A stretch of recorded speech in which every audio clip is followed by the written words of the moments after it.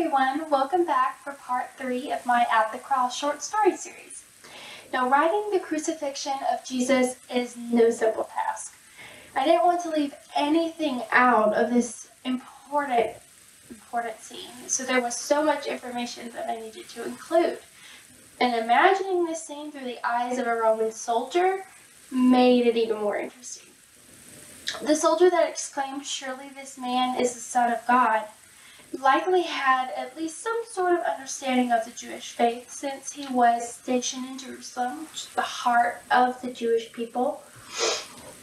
But there's no really way of knowing for sure how much he did understand about what was happening. What we do know is that something about the events during the 6-hour period that Jesus hung on the cross stirred his heart enough that he acknowledged that Jesus was indeed who he claimed to be. So in part 3 of my At the Cross story, we get a glimpse inside the mind of this soldier and discover what he may have been thinking and feeling during this turning point in human history.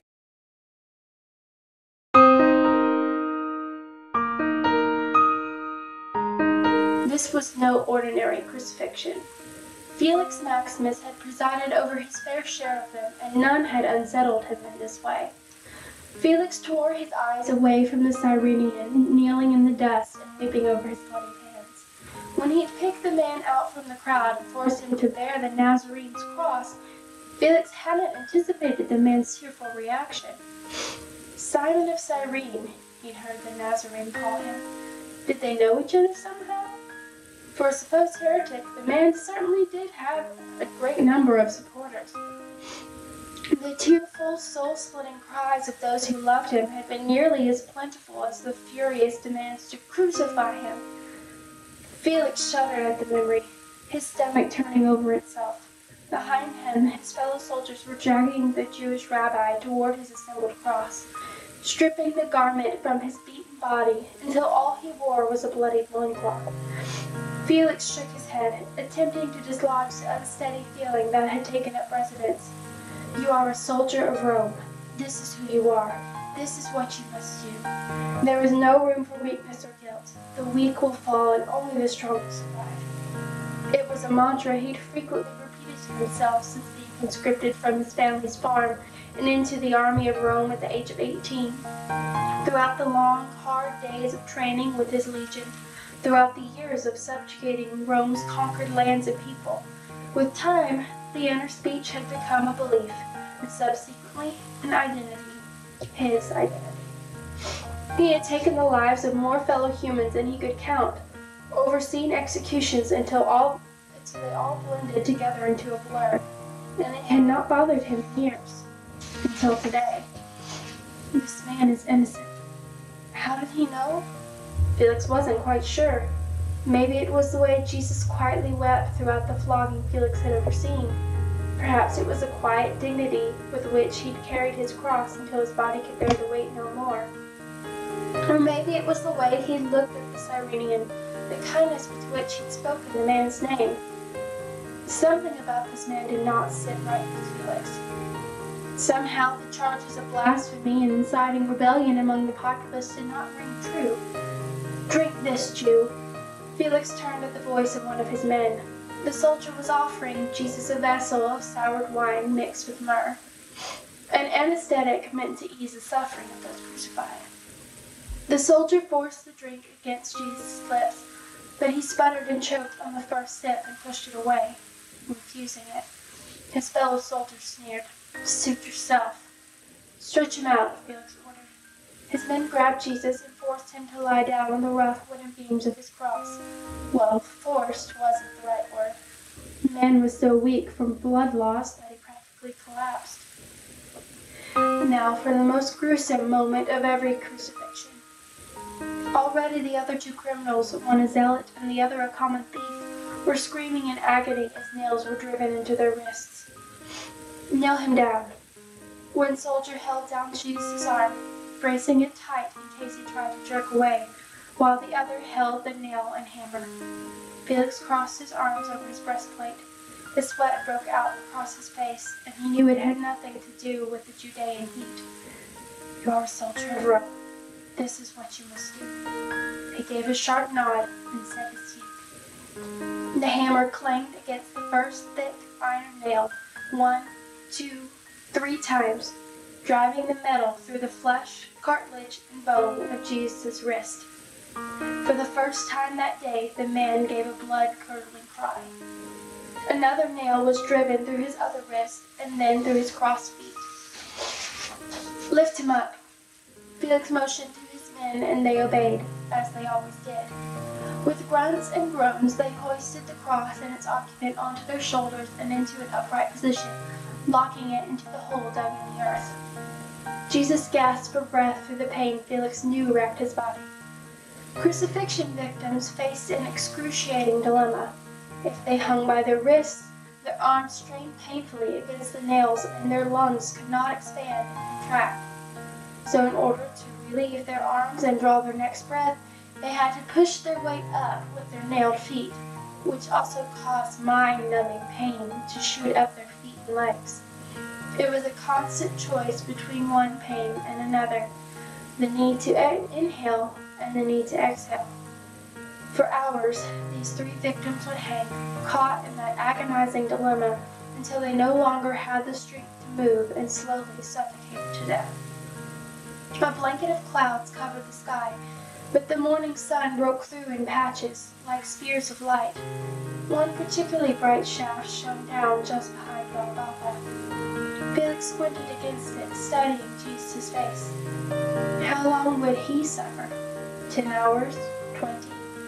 Some victims could even hang onto a tiny thread of life for days. The Nazarene lifted his face to the sky. His shoulders shook. In pain? Or was he crying? The man took a shuddering breath and opened his mouth to speak. "Father, forgive them, for they do not know what they are doing." By them, Felix could only assume he meant the ones who had ordered his execution, even Felix himself, whose task was to see that order carried out. What sort of man would use his dying moments to plead forgiveness for those taking his life? Felix turned away, steeling himself against a sudden sensation of guilt clawing up his back. "You are a soldier of Rome. This is who you are." Before him, his companions laughed and jeered, arguing over who should get Jesus' garment. It was customary for the men overseeing the executions to receive the garments of the convicted, and Jesus' garment was woven without a seam, a fine garment indeed, even if stained with his blood. "Cast lots for the thing and be done with it," Felix growled. Any other day, he wouldn't have been bothered by their irreverent banter. But today it grated. Felix placed a hand on the hilt of his gladius. It was a habit, a strange sort of comfort to feel the cold, solid steel at his side. Gripping the hilt firmly, he felt something tucked into his belt pressing against his arm. He'd nearly forgotten the scroll, written by Pilate himself, that was intended to hang at the top of Jesus' cross. While his fellow soldiers cast their lots for Jesus' garment, Felix retrieved a hammer and nails and ladder. Trying not to make eye contact with the man, Felix propped the ladder against the cross and climbed up to nail the parchment to the wood. Composed in Aramaic, Greek, and Latin, so any literate person passing by could understand it, the message read, "This is Jesus, the King of the Jews." The King of the Jews indeed. "Woman, here is your son." In spite of himself, Felix looked over at Jesus. His attention was focused on a woman standing at the edge of the crowd, the same woman whose mournful cries had caused him to stumble in the street. A small cluster of people crowded around her, all equally bereft. A pretty young woman, 2 other middle-aged women, and a young man. Jesus' mother turned to the young man, her trembling fingers pressed against her lips. "Here is your Emma." Jesus choked on a sob. The young man in the crowd, a disciple of his, nodded gravely, tears streaming down his cheeks. He placed an arm firmly around Jesus' mother's shoulders, drawing her protectively to his side, giving a silent promise to care for her as his own kin. The hours ticked by, each one slower than the next. The crowd ebbed and flowed in size as spectators came and went. Travelers heading into Jerusalem stopped to stare, while others left the city to come and see the scene for themselves after hearing the gossip spreading like wildfire from house to house. All day the atmosphere surrounding the capital of Judea had been snapping and sparking, like lightning building up inside a storm cloud. Whether a supporter or an enemy, it seemed no one could resist the sight of the infamous, controversial rabbi nailed to a cross. "Look at you now, Messiah," a newcomer to the crowd jeered. "Not so high and mighty now, are you?" A woman pointed her bony finger at Jesus. Her face was streaked with dirt and sweat, and a smug grin exposed her yellow teeth. "I see how it is. He can save others, but not himself. If he really is the Son of God, he should be able to come down from that cross. Isn't that right?" A cluster of black-robed Pharisees drew closer to the woman. The hatred and self-righteous anger burning in their faces was clear, even to Felix. "This woman speaks the truth. If he really is the Son of God, let him prove it now. We will believe him if he could come down from that cross." The Pharisee at the forefront of their tightly knit group, they looked like a flock of buzzards on the hunt for a fresh carcass, stared up at the Nazarene with a cold gleam in his eye. Felix waited, wondering if Jesus would respond to the taunts, but there was only silence. That is, until the convicted zealot hanging to the left of him broke the silence with curses and insults of his own. He condemned the dying man while he himself hung dying for his own crimes. Felix's fist gripped the hilt of his sword, and he opened his mouth to command the fool to be silent, but another voice cut him off. "Do you not fear God, since you are under the same sentence?" It was the man convicted of thievery in the marketplace, hanging on Jesus' right. "We are punished justly, for we are getting what our deeds deserve, but this man has done nothing wrong." Felix clenched his gladius tighter and lifted his chin to peer up at the thief. Perhaps his gut instinct that Jesus was innocent was not so far-fetched after all, though who could count the word of a thief as accurate? The thief turned his head to Jesus, his body trembling as he pushed up on his feet to draw another breath. When at last he was able to fill his lungs, he opened his mouth and pleaded, "Jesus, remember me when you come into your kingdom." The sharp wind cut over the crest of Golgotha, ruffling Felix's crimson cape and cooling the sweat on his skin. What would Jesus say? Would he maintain his claim to be descended from the Jewish God even now? "Truly I tell you, today you will be with me in paradise." A chill raced up Felix's spine, and it wasn't from the wind. "Felix Maximus, you are a soldier of Rome. There is no room for weakness."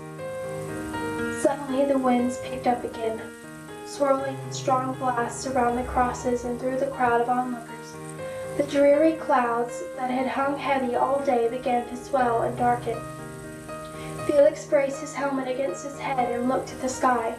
All traces of sunlight disappeared behind the heavy curtain, leaving them in darkness akin to night. And it was only mid-afternoon.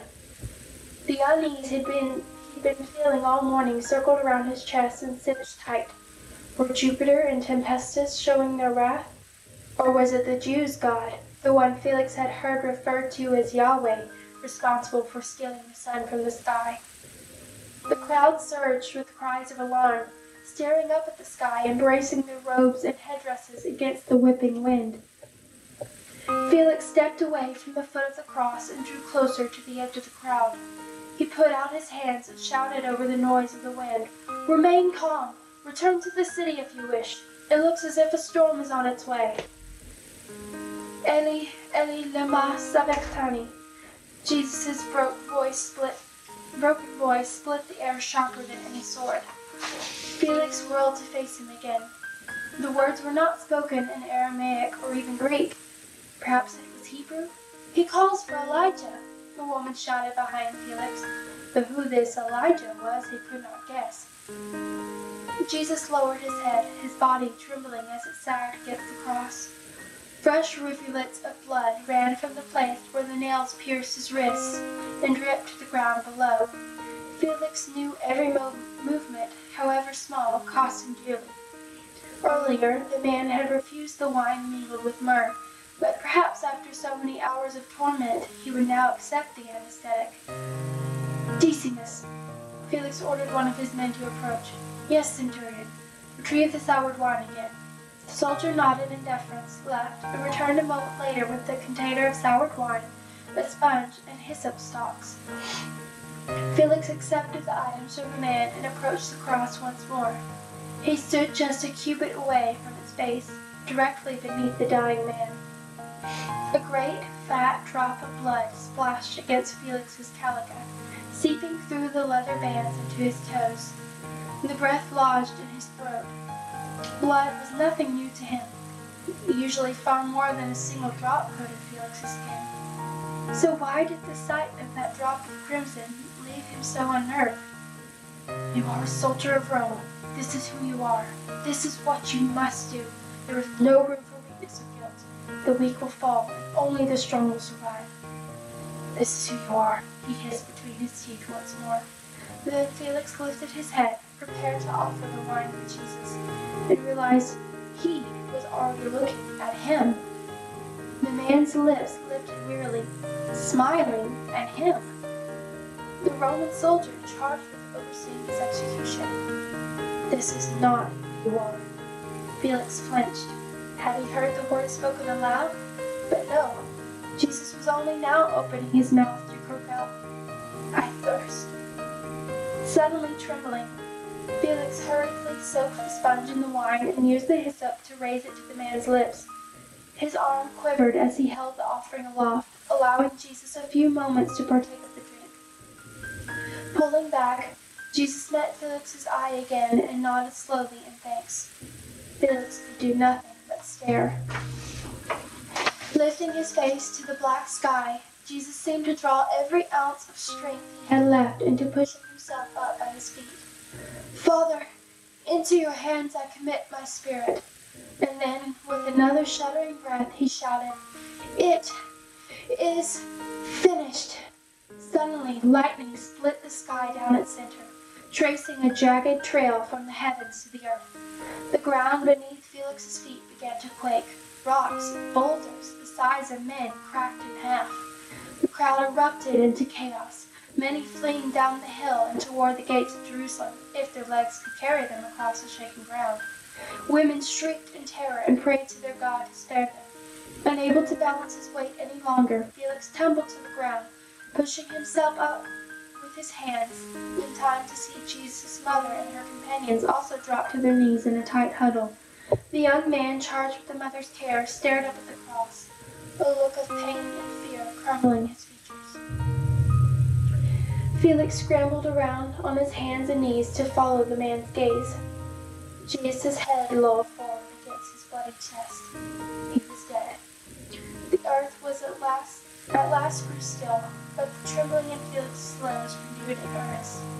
An overwhelming feeling of fear, unlike any he'd ever felt for any of Rome's gods, consumed him. This was not the work of Jupiter or Tempestuous. The Jewish God, had taken hold of the earth and shaken it to its foundations. For this was no ordinary crucifixion, and this Jesus of Nazareth had not been an ordinary man. Felix pulled the helmet from his head and let it clatter to the ground as he sat up on his knees. Surely he was the Son of God. Thank you for joining me again today. I hope you enjoyed the soldier's story. And if you join me again tomorrow, we will read about Mary, Jesus' mother, and how she felt in the moments after her son's death. Thank you and have a wonderful day.